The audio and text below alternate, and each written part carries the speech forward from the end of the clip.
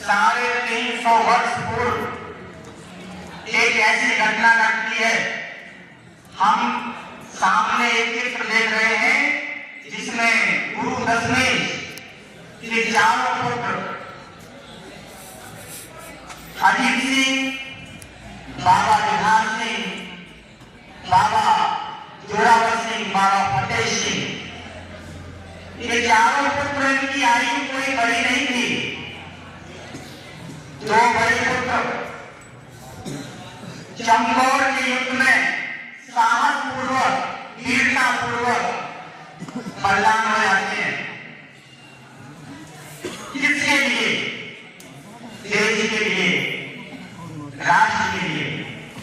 और दो बालक, जिन बालकों के लिए हम आज वीर बाल दिवस मना रहे हैं, ऐसे जोरावर सिंह, फतेह सिंह। जोरावर सिंह जिसकी आयु 9 वर्ष की आयु में आज हम देख रहे हैं आज के बालक क्या करते हैं। फतेह सिंह आयु 7 वर्ष। आप कल्पना करोगे, आयु कोई बड़ी नहीं, 9 वर्ष 7 वर्ष की आयु कोई बड़ी आयु नहीं होती। जब दुष्ट मानसिकता के सरहद एक वहां का राज्य था, वजीर खान ने बुलाया, कहा इस्लाम स्वीकार कर लो, नहीं तो मैं तुम्हें मार दूंगा। तब बाबा जोरावर सिंह ने कहा,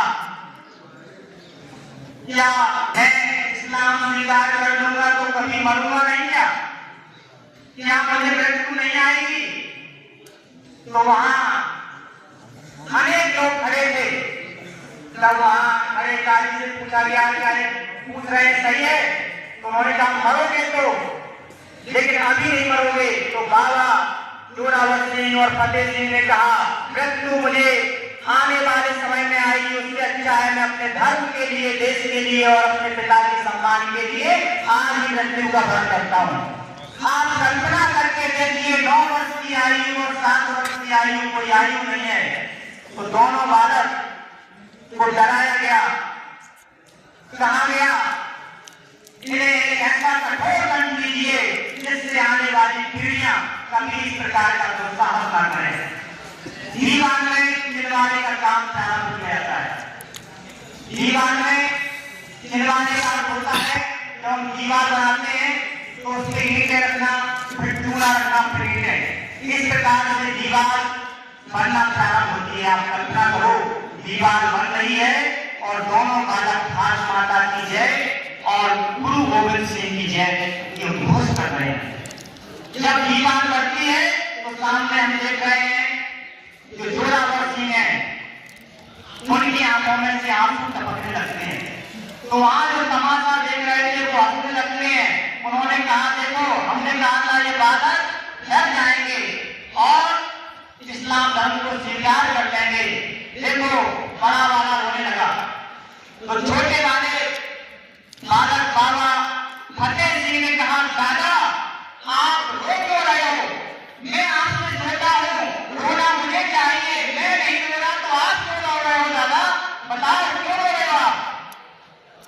तो जोरावर सिंह ने क्या कहा, आप कल्पना करिए, उस बात को आत्मसात करिए।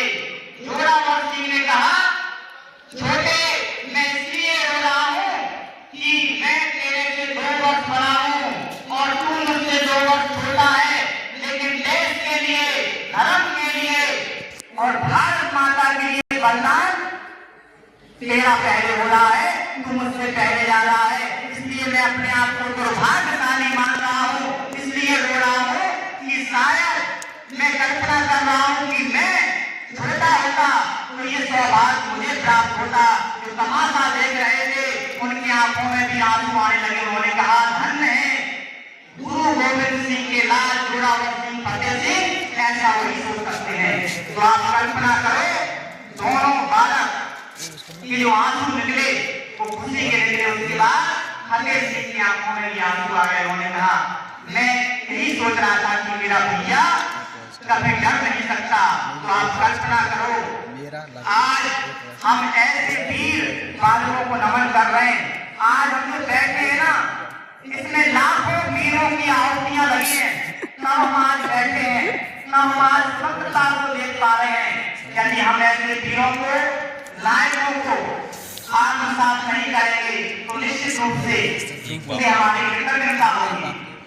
आगे की घटना घटती है, जब दीवार पूरी होती है तो दोनों बालक भारत माता की जय का उद्घोष करते करते उस दीवार के ऊपर एक पत्थर रख दिया जाता है और दोनों बालक जब दीवार के घुटने में बंद हो जाते हैं तो आप कल्पना करो फिर भी उनकी सांस चल रही थी।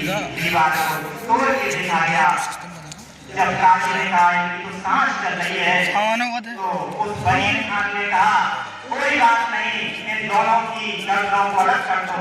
तो आप कल्पना करो उन दोनों बालकों की गर्दनों को तलवार से काट दिया जाता है और ये दृश्य देखकर वहाँ जो लोग खड़े थे उनकी आंखों में आंसू आ जाते हैं। वहाँ ये दृश्य देख रहे थे तो ये दृश्य देखकर वास्तव में ये लगता है वहाँ जो टोडरमल वहाँ एक मलिक थे जो वहाँ व्यवसाय करते थे दिल्ली में। उन्होंने कहा गुरु गोविंद सिंह के बालकों की जो अंतिम संस्कार है उसको मैं करूंगा। तो आप कल्पना करो वजीर खान ने कहा जितनी जगह में दोनों बालक हैं उतनी बराबर सोने की मोहरें दी जाएंगी तब मैं इनको दूंगा। तो उन्होंने अपनी पूरी संपत्ति को बिक्री करके उन दोनों बालकों को ले आए और विधि विधान से उन बालकों को प्रणाम किया, नमन किया, उनको अंतिम संस्कार किया। तो आप कल्पना करो ऐसे बालकों के देश के लिए, धर्म के लिए, अपने राष्ट्र के लिए बलिदान किया। आज हम ये क्यों मना रहे हैं? क्या आवश्यकता है? क्यों ये सब किया जा रहा है? तो एक ही चिंतन है, जिस देश का इतिहास हम भूल जाते हैं वह देश आगे नहीं बढ़ता। आज एक देश है इजराइल। इजराइल एक ऐसा देश है जिसकी संख्या है 92 लाख। मात्र 92 लाख संख्या होने के बाद भी कोई भी देश विश्व का ऐसा नहीं जो उसको आगे दिखा सके। इसका एक ही कारण है, वहाँ की जो नव कौन है, जो छोटे छोटे बालक बालिकाएं हैं, ये भी देशभक्त हैं, ये भी संस्कारवान हैं, इन्हें प्रेम है अपनी मिट्टी से, इन्हें प्रेम है अपनी राष्ट्र की संस्कृति से। तो ऐसे वीर बालकों को हम सब ने नमन किया।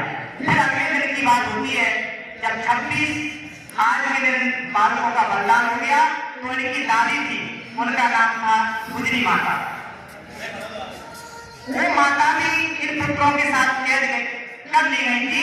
तो वो बुर्ज के ऊपर से देख रही थी कि हमारे दोनों नातियों का बलिदान हो चुका है, दोनों पोतों का बलिदान हो चुका है। तो उन्होंने प्रणाम किया और नमन किया, कहा वास्तव में मैंने जो संस्कार दिए उन संस्कारों को उन बालकों ने बजाया नहीं। तो गुजरी माता भी वहीं बलिदान हो जाती है।